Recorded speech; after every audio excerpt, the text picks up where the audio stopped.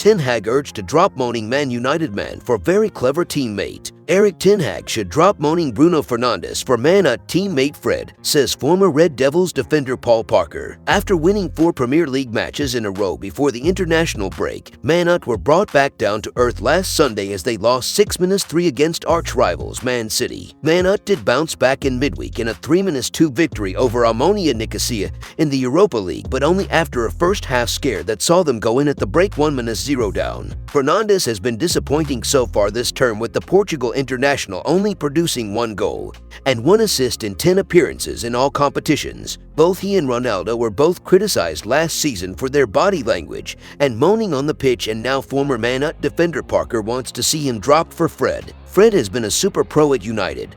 Parker told Be My Bet he doesn't moan and has never really been a problem. At this moment in time, he deserves the opportunity to play. He is a really good player. In my opinion, he should play instead of Fernandes, who has been moaning and waving his arms at his teammates all the time. With Fred on the pitch, you will get someone who is quicker across the floor, someone who is very clever in how he defends. He puts people under pressure. You've got to say to yourself, as a manager, he can't be doing that bad if he is playing regularly for Brazil. Casemiro is expected to start in the Premier League for the first time this weekend, when Man Utd traveled to Everton on Sunday. Parker added, I think Erik Ten Hag has realized now that he has to start with Casemiro. He needs his experience of being involved in big games and controlling the midfield, the tempo, keeping the ball. He has got better and better in recent weeks, so I think it's come to a point for him to start. People keep talking about how well Scott McTominay is doing, but that's because he hasn't been that good previously. On United's clash with Everton, Parker continued, if you are going to make a prediction based on form, you have got to go with Everton. But I think if you look at the games Everton have played, the way they have gone about it, you still have to say Manchester United. United need to be composed against Everton.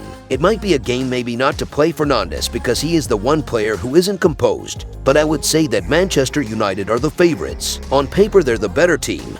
They just need to be brave. In other news, Man United set to hold Crunch Alejandro Garnacho meeting as details emerge ahead of Everton. Manchester United are primed to meet with the agents of Alejandro Garnacho in the next few days as they look to tie the 18-year-old down to a new contract. According to reports, the Argentina international is one of the club's best young players, and though he's struggled for regular action under Erik Ten Hag so far, many are expecting the youngster to have a bright future ahead. Manchester United signed Garnacho from Atletico Madrid back in the summer transfer window of 2020, having been wowed by his talents at youth level, and he's already a popular player at Old Trafford, with the 18-year-old having huge potential. Despite Garnacho showing huge promise at United, his long-term future at the club is up in the air, with many of Europe's top clubs keeping tabs on his situation. The Argentine's current contract is due to expire in 2025, but that hasn't stopped the rumor mill from speculating over a possible departure. And Spanish newspaper as Via Sport Witness say United are due to meet with Garnacho's agents in the next few days as they look to ensure he stays at Old Trafford. United are aware of interest in the player rising, with links to Barcelona, Real Madrid and Juventus all emerging over the past few months, and they're confident Garnacho can shine at Old Trafford for many years to come. He's already made 5 appearances for United, having been given his debut by Ralf Rangnick towards the end of last season. And so good as Garnacho, there's even been talk of him potentially being included in Argentina's World Cup squad, with the tournament due to commence next month. The teenager recently scored a late winner for United's under-21 side in their 2-1 victory over Barrow in the EFL Trophy.